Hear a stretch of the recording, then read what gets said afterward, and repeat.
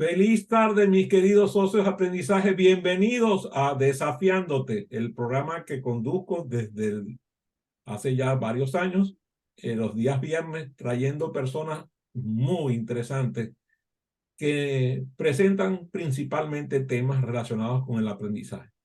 El día de hoy me siento muy orgulloso de traer una persona a quien he admirado durante muchos años, un historiador que, como ustedes muchos saben, pues uno de mis temas preferidos.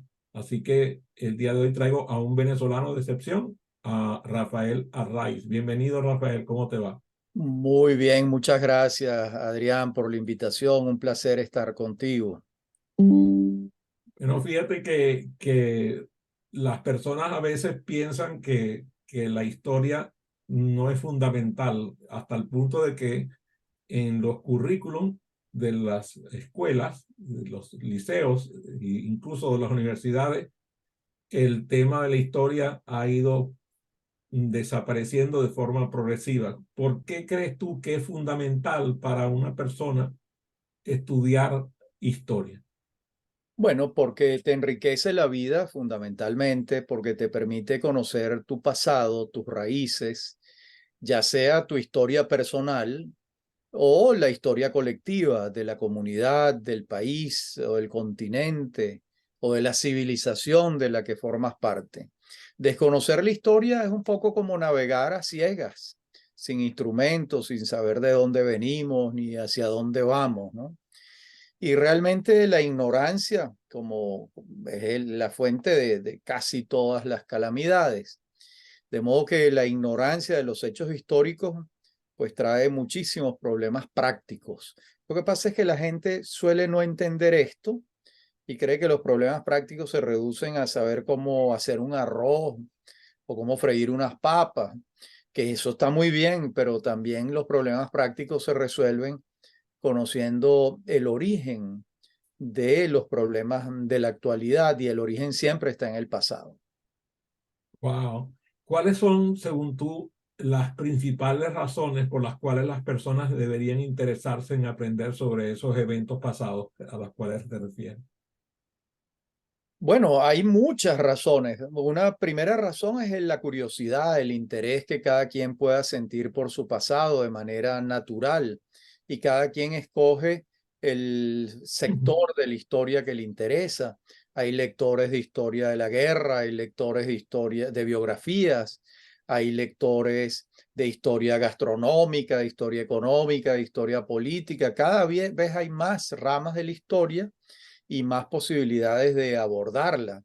Y de hecho, cuando tú hablas con los editores, con los distribuidores de libros en todas partes del mundo, uno de los renglones que más ha crecido en el mundo editorial es el de la historia. Hay un gran interés por la historia, pero aclaro, no solo la historia política, que era la que tradicionalmente se hacía, sino la historia menuda, la historia económica, social, de determinados rubros alimenticios, de determinados sectores de la actividad económica o profesional. Más bien hay una gran pasión por la historia. Eso es lo que reflejan las cifras de los editores en todas partes del mundo, además.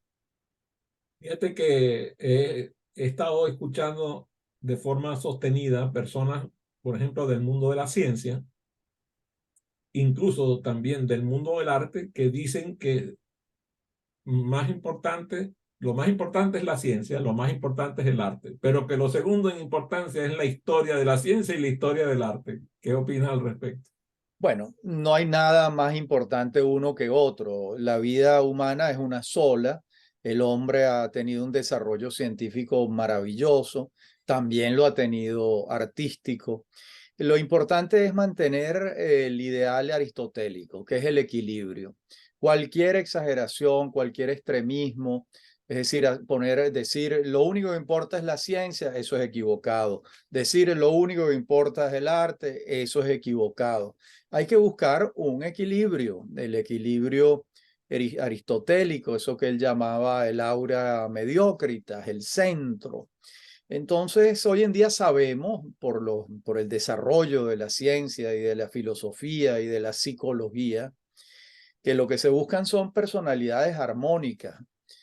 Por ejemplo, cuando tú vas a buscar un trabajo, leen tu currículum. Entonces tú eres ingeniero con una maestría en yo no sé dónde, manejas todas los temas computacionales, pero en inteligencia emocional y en habilidades blandas tienes cero. No puedes dirigir ningún grupo de trabajo, nada, no puedes hacer nada. O sea, tú puedes ser un extraordinario ingeniero y manejar números, pero si tú no sabes relacionarte con las personas, tú no tienes ninguna posibilidad de desarrollarte en un ambiente laboral o pedagógico o de cualquier índole. Entonces las habilidades llamadas habilidades duras y las habilidades blandas son todas necesarias, todas. Fíjate que me hiciste acordar de Da Vinci, que decía que viva la ciencia del arte, viva el arte de la ciencia. Me encantó porque me trajiste Yes. esa frase histórica de Da Vinci. ¿Cómo puede el estudio de la historia ayudarnos a comprender mejor el mundo en el cual nos toca vivir hoy? Conociendo el pasado, cuáles fueron las causas de los hechos, cómo se presentaron las coyunturas, qué similitud pueden tener esas causas y esa coyuntura con los hechos actuales, qué enseñanza, qué enseñanza podemos adquirir de allí. La sustancia de la política es la historia. Un político que desconoce la historia no tiene ninguna posibilidades de éxito, ningunas, porque la sustancia de la política es el pasado, lo que ha ocurrido, el destino nacional, el destino local de una alcaldía, de un municipio, de un estado, de un país. Esa es la sustancia de la política. ¿De qué manera podríamos decir que el conocimiento de la historia puede influir en la toma de decisiones informadas en la sociedad actual? Mira, en Venezuela tenemos un caso extraordinario, ¿no? En abril del 2002, cuando el presidente Chávez, el sector militar, lo invita a abandonar el poder, se cometieron todos los errores que había que cometer por desconocimiento de la historia. Si los actores en ese momento hubiesen leído libros de historia de Venezuela, hubiesen sabido que la tradición venezolana y la tradición mundial es que tú tienes que tenderle un puente de plata a la persona que tú estás sustituyendo. Si tú acorralas a esa persona, si no le dejas salida, esa persona no va a entregar el poder. Esa es la tradición histórica. Ahí tienes un ejemplo práctico. Bueno, me gustó, por cierto, como venezolano me toca la fibra. Em, Muchas personas hablan sobre la importancia de la identidad nacional y de la identidad cultural. ¿Y cuál es el papel de la historia en la formación de esa identidad cultural y esa identidad nacional? Bueno, el tema de la identidad nacional se abordó durante muchos años. Hoy en día es un tema que casi nadie trabaja, porque más bien se habla de identidades regionales, de identidades locales. Incluso hacia el futuro hay una tendencia que cree que las identidades van a ser urbanas. Las personas van a pertenecer identitariamente a una ciudad, ni siquiera a una región. De modo que hablar de una identidad nacional es una quimera. No existen identidades nacionales. Pongamos el caso español. ¿Qué es ser español? Bueno, nada más distinto que ser andaluz, a ser vasco, a ser catalán, a ser valenciano, de modo que no hay una identidad nacional española. ¿Hay identidades regionales? Por supuesto que hay identidades regionales. El caso de Colombia, por ejemplo, esto es muy marcado, ¿no? Ser costeño en Colombia es estar en las antípodas de ser bogotano, o es algo muy distinto a ser caleño o a ser llanero. En Venezuela, ¿qué tienen que ver un margariteño con un maracucho? prácticamente nada, son dos gentilicios muy distintos. Un llanero con un caraqueño, muy poco. De modo que identidades nacionales es muy difícil hablar. Otro ejemplo extraordinario es los Estados Unidos. Los Estados Unidos es un país de inmigrantes que viven en guetos, que incluso muchos ni siquiera hablan inglés. Cuando tú eres chino y vives en un gueto chino en Los Ángeles, en Nueva York, en Chicago, probablemente ni siquiera estás integrado a la vida norteamericana. Y lo mismo pasa con los italianos, con los vietnamitas. De modo que, ¿cuál es la identidad de los Estados Unidos? Imposible saberlo. Hay quizás identidades más precisas.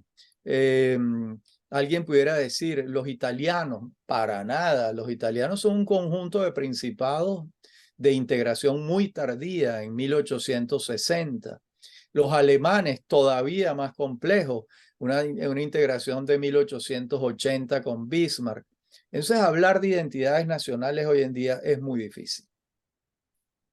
Fíjate que estaba escuchando, inmediatamente me refería a la idea que a mí se me siembra de identidades asiáticas, por ejemplo, como los chinos, los coreanos, que hacen un trabajo importante en cultivar una identidad nacional. Estarás de acuerdo que hacen un trabajo importantísimo de cultivar esa identidad nacional. Pero fíjate que la complejidad es enorme porque es lo mismo, no es lo mismo una persona que vive en un área urbana de las enormes ciudades de más de 20 millones de habitantes en China que las que viven en los campos, que pareciera que no ni siquiera vivieran en China. Muy No, y además interesante. en China se hablan muchísimas lenguas. Así mismo Entonces, es. uno de los rasgos de la identidad es la lengua que hablamos. Por ejemplo, ¿qué relación, qué identidad tengo yo con un Yanomami? Un Yanomami que habla Yanomami, yo hablo español. ¿Cuál es la relación? Entonces, el tema de la identidad como un presupuesto para la integración nacional, no, realmente las repúblicas lo que hace a las repúblicas es que cabemos todos dentro de ellas, que hay un sistema legal, que hay una separación de poderes, que todos podemos ser radicalmente distintos, pero que atendemos a un marco legal para la convivencia pacífica. Entonces aquí aparece la empatía y la comprensión de las diferentes culturas. Cómo el estudio de la historia promueve esa empatía y la comprensión hacia perspectivas diferentes, culturas diferentes. Mira, muy buena pregunta, porque realmente nosotros no podemos comprender algo si no lo conocemos, si no lo estudiamos. Entonces, por ejemplo, todo ese mundo mitológico de reducciones dicotómicas, de los colombianos son así, los gringos son de tal manera, los franceses son de tal otra, todo eso es equivocado, porque cuando nosotros conocemos a fondo cada una de las historias de estos países o de estas naciones, nos damos cuenta que son muchísimo más ricas y complejas de lo que a primera vista uno creía en una enorme simplificación. Y siempre está el chiste de un latinoamericano, un venezolano que va a Europa y habla con un polaco o con X, cualquier europeo que nunca ha venido a América, y ese europeo le dice, usted es de Sudamérica, bueno, ¿usted de dónde es? Y tú dices de Caracas o de Maracaibo, y y el europeo te dice, bueno, yo tengo un gran amigo en Buenos Aires, ¿no? Cerquita, ahí cerquita a la esquina. 6 horas en avión, imagínate, culturas distintísimas, esas son simplificaciones. La vida es muy compleja, felizmente es así, ¿no?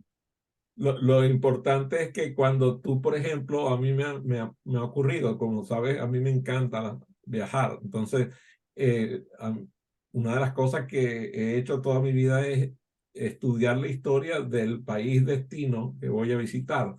Y cuando llego, a veces me pasa que puedo en mi mente confundir lo que tenía en mi mente, que creo haber visto, y resulta que nunca he estado ahí, pero cuando lo veo es como si ya lo hubiera estado ahí. Entonces la historia hace eso. Cuando tú comprendes la historia, empiezas a empatizar con el lugar, con las personas, con la vivencia.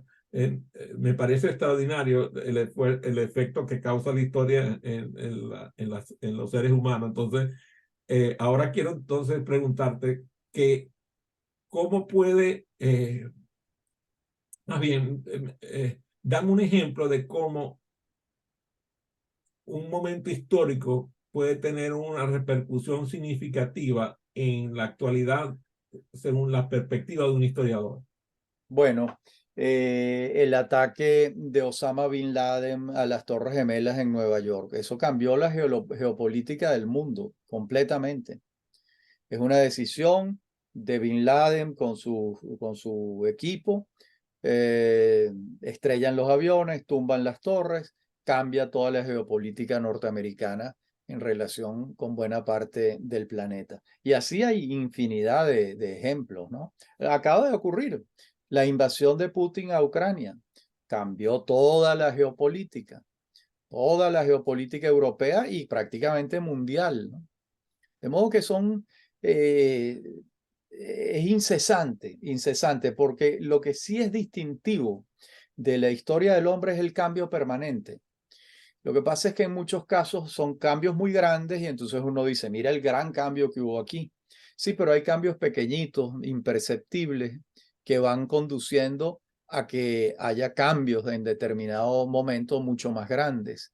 De modo que, como decía Heráclito o Buda, que son muy parecidos, lo único permanente realmente es el cambio. Y claro, le damos un gran peso hoy en la educación a algunas personas, por lo menos desde mi perspectiva del aprendizaje acelerado y todo lo que nosotros promovemos, le damos un peso específico al pensamiento crítico.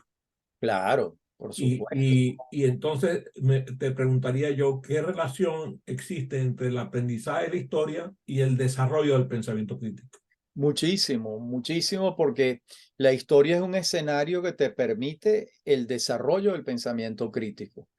Eh, el estudiante no puede aceptar los hechos históricos acríticamente, tiene que interpretarlos desde la perspectiva de su tiempo. Por eso la historia se está reescribiendo cada cierto tiempo porque las perspectivas van cambiando y los intereses van cambiando. Si yo me decido escribir una biografía del general Páez, por darte un ejemplo, va a ser muy distinta a la que escribió el doctor Polanco hace 25 años. Porque han pasado 25 años, porque el doctor Polanco y yo somos distintos, porque cada quien es un hombre de su tiempo para analizar las coyunturas históricas, las causas y las consecuencias de los hechos. Y fíjate, a mí me interesa mucho aquellos personajes de la historia sobre los cuales se ha escrito mucho. Por ejemplo, a mí me impresiona cómo de los filósofos griegos se sigue escribiendo 2500 años después, como si fuera ayer, y se sigue escribiendo con abundancia. Y yo digo, Dios mío, ¿qué clase de extraordinario ser humano debió ser este que produce ese impacto en per secular seculorum, ¿no? Entonces, me gustaría que me digas de qué manera la historia puede inspirar a las personas y brindarle lecciones para su futuro. Bueno, creo que ya te lo he dicho, ¿no? En varias oportunidades. Conocer el pasado te ayuda a interpretar el presente te ayuda a atisbar el futuro, pero finalmente el futuro está lleno de tantas incertidumbres que no hay nada seguro. Eso también es importante tenerlo claro. Por más que uno pueda otear algunas circunstancias, lo verdaderamente cierto es que en el futuro interviene el azar, contingencias no previstas. ¿Quién iba a pensar que íbamos a padecer una pandemia durante año y medio y que esa pandemia iba a incidir notablemente en la manera como nos relacionábamos. Aquí estamos hablando tú y yo por Zoom. Este instrumento existía, pero se hiperdesarrolló gracias a la pandemia. Y la pandemia no estaba en el mapa del 99% de la gente. La había anunciado Bill Gates porque tiene un equipo de investigadores que le habían dicho esto puede ocurrir y en efecto ocurrió. De modo que sobre el futuro sabemos muy poco y por eso la fascinación del hombre por el futuro, por eso el oráculo de Delfos, por eso los astrólogos, por eso las mujeres que leen el tabaco o el tarot, porque sobre el futuro siempre tenemos una gran incertidumbre y todos queremos preverlo, conocerlo.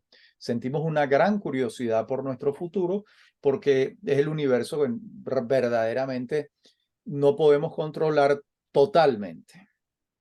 En nuestras escuelas, en la primaria, en la secundaria, en la universidad, la historia no es una materia principal. Esa es una preocupación que me acompaña. ¿Cómo, según tú, el estudio de la historia puede contribuir al enriquecimiento de las personas, al entendimiento de la condición humana que hay en la historia, que es vital que los niños, los adolescentes, los universitarios tengan que buscarla y estudiarla? Bueno, mira, los seres humanos tenemos una primera identidad que somos nosotros mismos.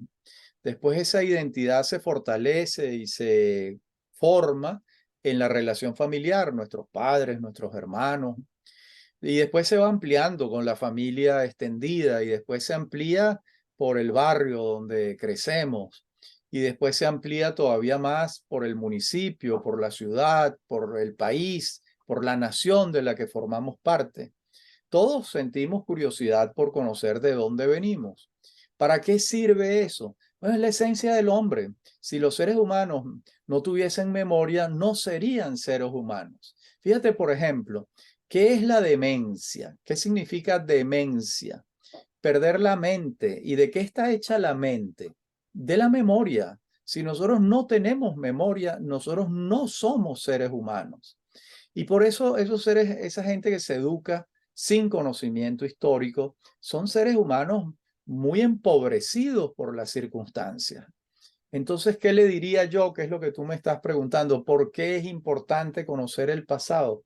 Bueno, las razones son tan evidentes que, y las he enumerado ya varias veces, que yo te diría que es evidente que es muy, muy necesario hacerlo para completar el desarrollo de la personalidad, por decir algo distinto a lo que he dicho antes, ¿no? Y además en lo que creo profundamente. En lo individual, el desconocimiento del pasado te empobrece y el conocimiento del pasado te enriquece. Fíjate que si tuviera que poner un loop para repetir lo que dice, porque lo hiciera, porque muchas veces creo que hace falta repetir, repetir, repetir para que la gente tome conciencia de la Claro. importancia lo que le planteamos en términos educativos. Por eso me gustaría que me compartas algunas de las lecciones más impactantes o reveladoras que a ti te ha traído el explorar y analizar eventos pasados. Bueno, son muchísimas, porque tú tienes un pasado personal y cuando indagas en el pasado de tu familia descubres cosas muy importantes que desconocías. La investigación histórica, ya sea en la historia familiar o en la historia política o económica, es siempre descubrir hechos, relaciones que probablemente no las tenías claras. Y es una tarea fascinante, fascinante. Es un poco la tarea del policía, del detective, el investigador histórico y el detective se parecen mucho. Tú vas siguiendo una pista, vas buscando explicaciones, vas juntando contingencias, causas, vas hallando consecuencias. Es como ir poblando un mapa de distintas variables que te permiten arrojar luz o tratar de entender en alguna medida o una circunstancia o una coyuntura o un proceso histórico largo que también es muy, muy posible. Sabes que cuando nos conectamos hoy en vía Zoom, que tenía mucho tiempo sin verte, a mí me vino la imagen de la persona que yo conocí. Ajá, El hombre, tú sabes, olvídate de canas, olvídate de, claro, claro. de tanto grisáceo en ti. Entonces me acordaba de tu ser joven, cuando yo te conocí, y, y decía, ¿cómo habrá evolucionado la perspectiva de Rafael respecto a eventos históricos a medida que has tenido que escribir sobre ellos, que has tenido que investigar? eh, y me gustaría que me digas cómo has visto tú esa evolución de tu perspectiva sobre los eventos históricos con base en tu investigación y tu escritura. Bueno, mira, grandes cambios. Los hechos que a mí me interesaban a los 20 años, hoy en día me interesan poquísimo, a los 64, por decirte algo. Los hechos que me interesaban a los 40 años, hoy en día me interesan menos, quizás me van a interesar de nuevo más adelante. Uno va cambiando sus intereses. Hay algunos, lo que sí no ha cambiado en mí es la curiosidad. Lo que se ha movido es la curiosidad. Yo me inicié a través de la curiosidad literaria, leyendo poesía, narrativa, ensayo. Me sigue gustando muchísimo leer ensayo. Leo menos narrativa, leo muy poca poesía hoy en día, pero durante años me interesó muchísimo. Hoy en día mis lecturas son mayoritariamente históricas y están siempre vinculadas con el libro que estoy escribiendo, la investigación que estoy desarrollando, porque eso es lo que realmente me gusta hacer. Por ejemplo, en este momento estoy investigando sobre América Latina, específicamente sobre Hispanoamérica, es decir, los países de América de origen español, los que hablamos español. Estoy investigando, leyendo, tomando notas, encontrando libros, accediendo a documentos. Todo ese trabajo es apasionante. Entonces, muchas veces me preguntan, bueno, ¿y usted qué está leyendo ahora? Ajá. Entonces, yo tengo que explicar que yo estoy leyendo muchísimos libros y documentos vinculados con la investigación. Se me dice, ¿no está leyendo una novela? Yo le digo, bueno, no, porque si me pongo a leer una novela, tengo que suspender la investigación 15 días, 3 semanas, no tengo tiempo para eso, ¿no? Entonces estoy leyendo estos otros libros, ¿no? Que probablemente no representan mayor interés para la persona que me lo está preguntando. Pero así es la vida de los que estamos metidos en la vida intelectual, vamos a llamarla así, ¿no? A mí, por ejemplo, me sorprende que no haya muchos escritores que hayan escrito sobre la hispanidad norteamericana, la Sí, hispanidad de los Estados Unidos. Prácticamente no existe demasiada literatura sí, respecto a la hispanidad norteamericana, hasta el es punto verdad, de que la gente no se da cuenta, por ejemplo, que el sombrero de los cowboys es una herencia hispana. O sea, y una de totalmente. las cosas que incluso se sabe que durante muchos años en el oeste norteamericano se hablaba español, o sea, las personas eran bilingües.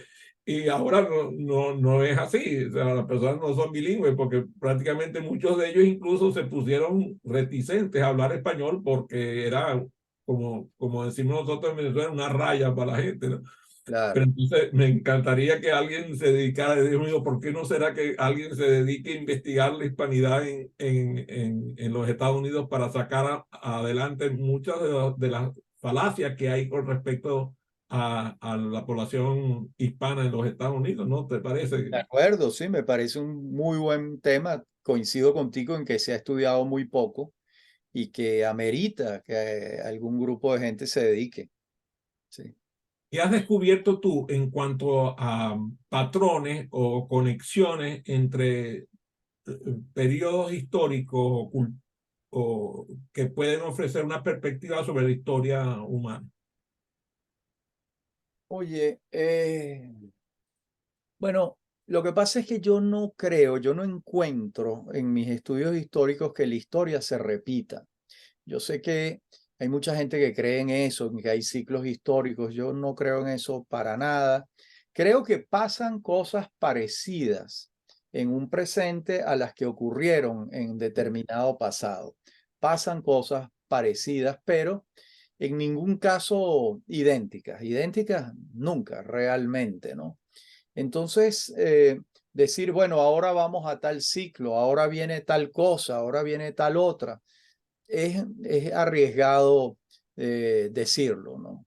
Eso es lo que yo creo, ¿no? Pero fíjate qué interesante porque ahorita al principio del programa hablaste sobre el patrón que debían haber investigado la gente que estaba realizando el golpe contra Chávez, eh, o Sí, la desplazamiento del poder, ¿no? Para sí, decirlo en términos sí. menos La, más que sesgados. patrón, la tradición que había, el desconocimiento de esa tradición trajo unos problemas importantes.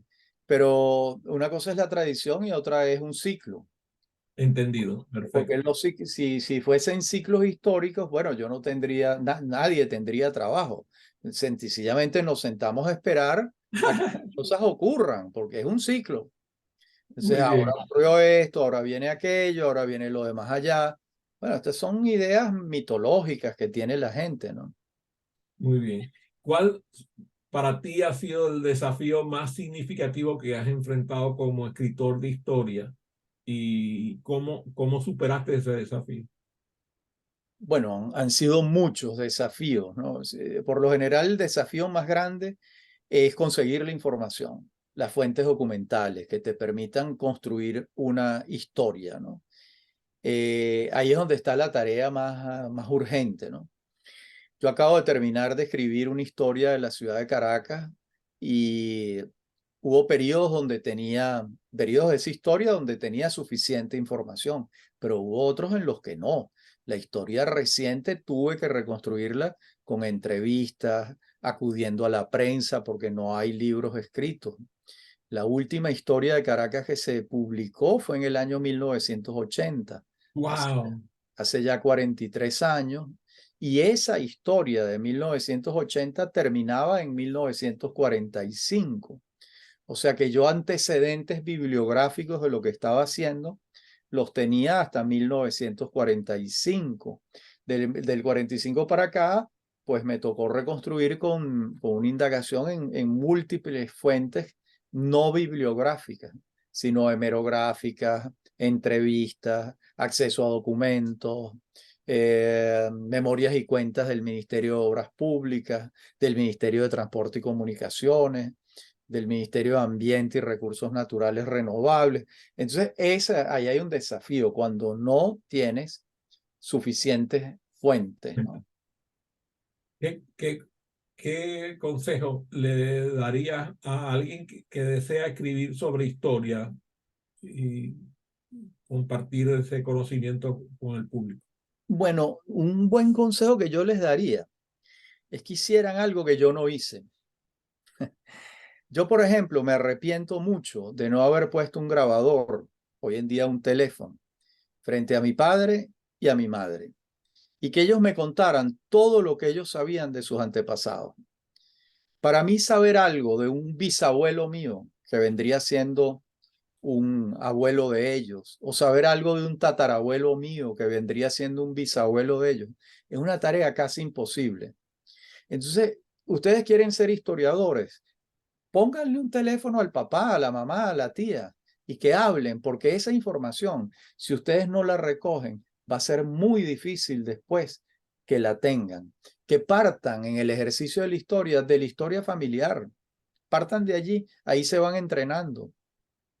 Fíjate que cuando a mí me toca educar conferencistas, yo formo conferencistas a nivel internacional, uno de los trabajos que les pido es escribir su biografía.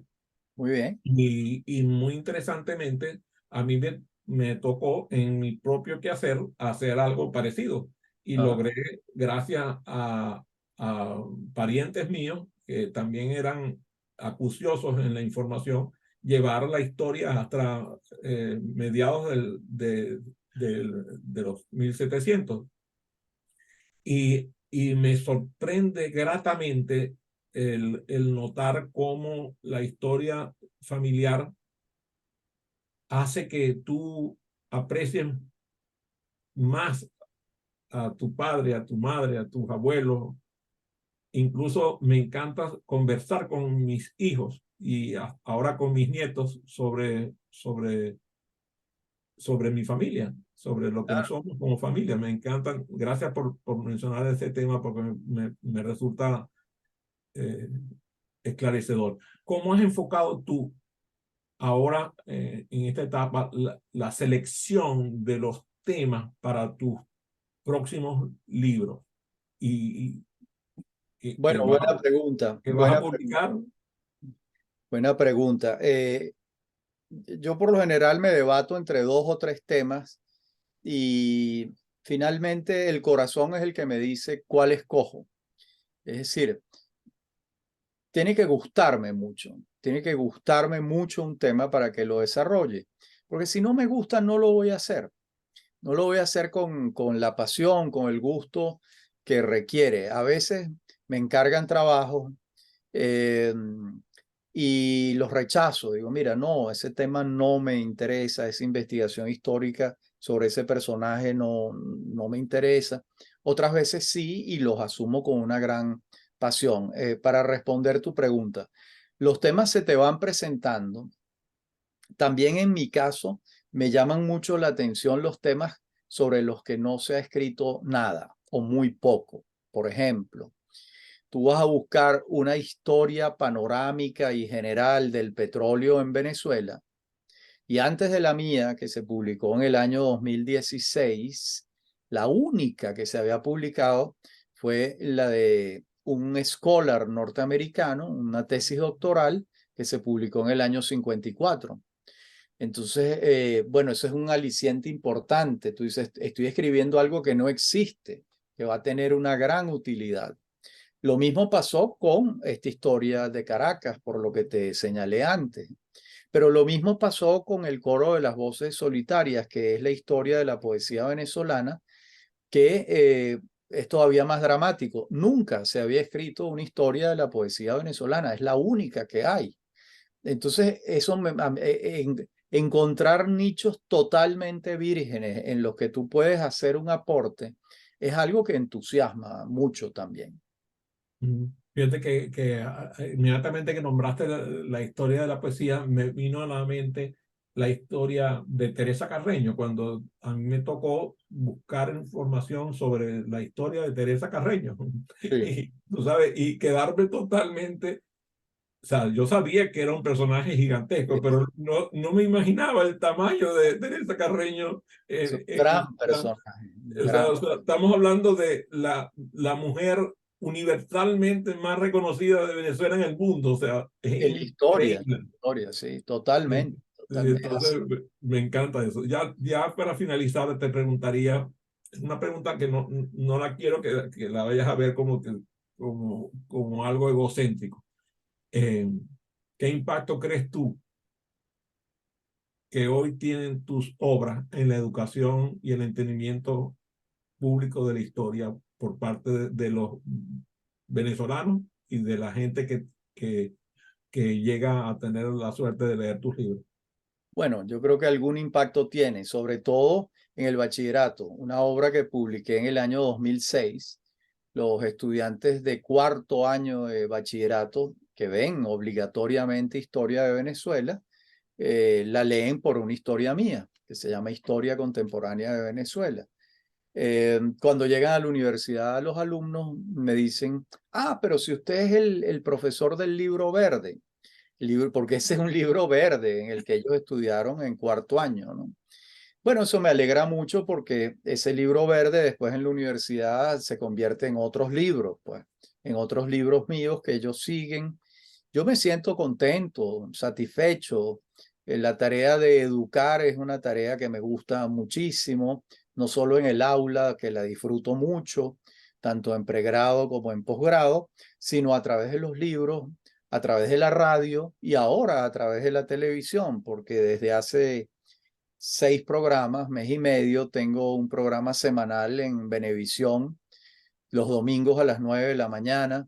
Eh, las cifras de audiencia son sorprendentes, son millones de personas que ven el programa. Gente, la televisión abierta en Venezuela la ve la gente más humilde del país. Ahí yo siento una gran satisfacción de contribuir en algo con el conocimiento de ellos.